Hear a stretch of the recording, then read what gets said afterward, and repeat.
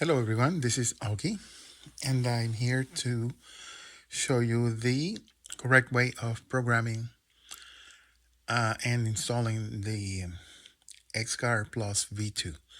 The V2 differs from the V1 on the fact that it has an additional port here in the middle, and it also has 3 wires coming from the power port, the one that you plug into the receiver. The reason for that is because there's a signal wire now. Instead of being red and black only, now it's red, black, and white, meaning it does pay attention to the signal here. The reason for that is because this signal will be used now for turning off the V2 Plus using one of the switches in the radio. Okay.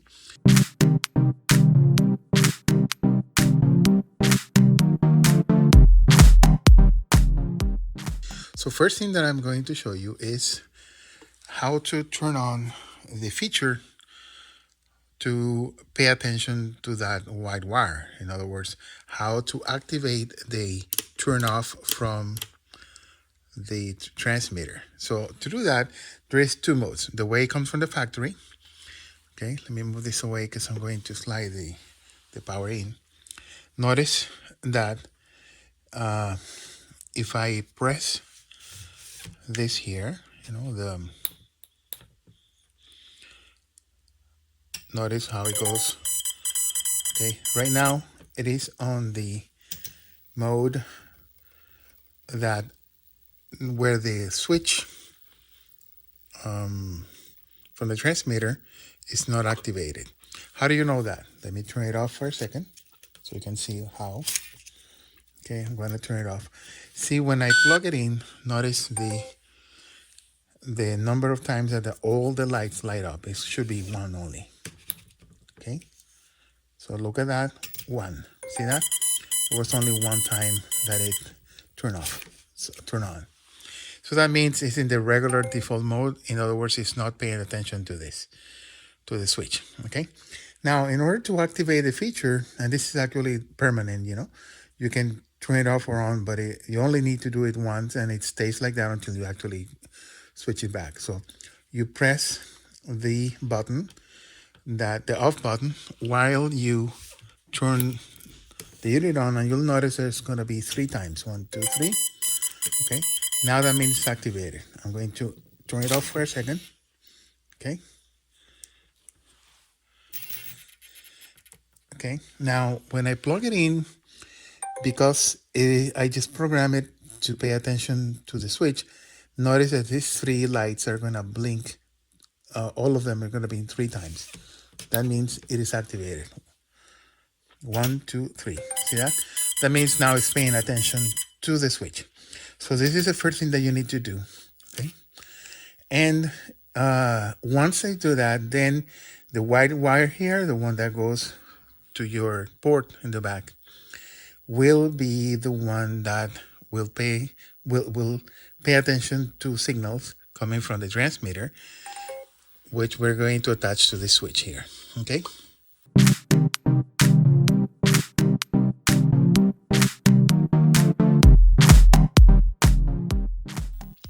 So first of all, let's do that. Let's show you how to program the transmitter to pay attention to that. The first thing we're going to do is we're going to go to switch assignments. Okay. And we're going to program option 1. Okay.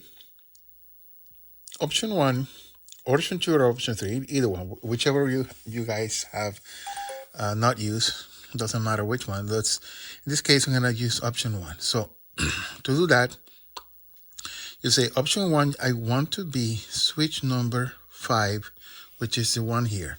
Okay, that's because you have switches 1, 2, 3, 4, and 5. So because of that, this is number 5. So I select switch number 5 as my option 1 switch. Okay.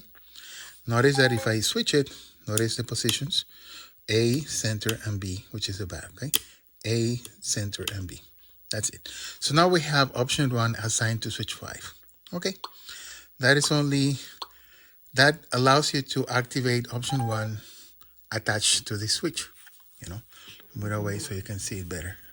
This switch here, okay? Okay. All right, so next thing we're gonna do is, okay, so we have option 1 linked to that switch. Next thing we're gonna do is, let's see, activate a macro cell, okay? Edit macro cells. So first thing I'm gonna do is I'm going to put it the way you're gonna find it original, not program. So the first thing you do is, macro cells is simply a mixer or something like that. People get a little bit concerned about programming macro cells, but it's very easy. What you do first is you go to model setup, okay, and then macro cell setup, and then edit macro cells. So all of these here are actually the outputs of your Neo. So like channel 1, channel 2, 3, 4, all of those are actually the ones coming out of your Neo. So this cable here, the one that I told you before, this cable here, okay, there's one coming from the V2 Plus, the Plus V2, is connected to auxiliary 1. So what I need to do is I need to send to auxiliary 1, okay, so we have 1, 2, 3, 4, 5, 6 is auxiliary 1. So I select that and I say, okay, what do I want? I want to assign auxiliary 1 to be the output of this 3-position switch, okay, which is assigned to option 1 like we did before. So you select that and say, okay, so we had channel, mixer, curve, oscillator, trigger, fix, 3-level. So this 3-level is going to be the 3-level switch, okay? And we have it assigned now to the function to auxiliary 1. See auxiliary 1 here, 3-level switch. Input type, okay, so now we have the selection of what the function we want on that auxiliary 1. So we're going to say, okay, what is the thing that drives that function? In other words, what is the actual item, what is the switch, the trim, the stick that is going to actually be the input to that auxiliary 1? Well, we select this and we say, we had before option 1, remember? So now we have option 1. Now notice something. The output result now changed to 100% because now, if you follow that, it's going to go to 0 here, and then it's going to go to minus 100 here. See, when I switch this, let me move it a little bit so you guys can see it. Okay, I move it. Okay, one click goes to 0, another click goes to plus 100. See that? You can also see it here. Okay, 0 and minus 125, and this is output. So in other words, this output result is what's coming out of the auxiliary 1. So if you plug a servo to auxiliary 1 and you move the switch, you will see that servo goes to one end, center, and the other end. That is actually a way for you to make sure that it's correctly programmed. Plug a servo to the output of auxiliary 1 and see if it goes to one side, center, and the other side, okay? Because we see it here, we know that it's going on. That's exactly what's going on, okay? Now that we have this, that means that auxiliary 1 in the Neo is sending now through the connection cable, the power cable that is plugged into auxiliary 1, the signal through that white cable into the Plus V2. And now, because we programmed the Plus V2 with the 3 blinks of all the lights to pay attention to that, now this one is actually going to be able to turn the unit once you unplug the battery. So from the alarm mode, it's going to be able to turn it off. Right now, you can turn it off with this one, with a built-in off button. I also have, like I said before, it comes with another switch here, another port. And this port gives you this extra switch that you see here. Okay, this switch here allows you to also turn off by pressing this switch here. You can turn off the unit also without taking the canopy off, because this is in the back where you have access to it without taking the canopy off. But also, you can also turn it off by using this switch now, okay? So 3 ways to stop it. Once you unplug the battery, you will have an alarm here saying this has been activated. Like if in the case, if you lost the ESC, for instance, it would activate. And in order to turn it off, like when you're landed and want to turn it off, you can turn it off here in the back switch that I just showed you, this yellow here. That is an optional part, okay? Okay, I'm going to show you what the part number is in the video. I'm gonna add that so you guys can see. That will be the part number that you need to order that, as well as using the feature I just programmed on, which is turning it off with this one, okay? Okay, so that being said, let's try it, let's turn it off, okay? So now we have a blinking red, meaning it is activated, okay? And it's giving me an alarm, which is the next thing I'm going to show you. So in order to turn it off, remember, you can turn it off with a switch, this one here. Now, just doing one movement here will not turn off the unit. As a security measure, you need to cycle this thing twice for this to turn off. See how now I went to, see, that's off. Without going this way, 1, 2, it will not turn off. Just going once, if you have it here or if you have it here or something like that, it's not going to turn it off. Because if you left it like that, like if it was off or on, it doesn't have an on or off location. It looks for the cycling twice. Okay, it can be in the top and you go like 1, 2, like that, or on the bottom. It doesn't matter where you start, because it's not paying attention to which side is it on, but the fact that you're cycling it, okay? If you want to make sure, you can actually do it 3 times, and that way you're more than sure that it's sending a cycling at least 2 cycles. So that's how you turn it off. You cycle this switch twice. That will prevent any accidental shutdown when you don't need to, okay?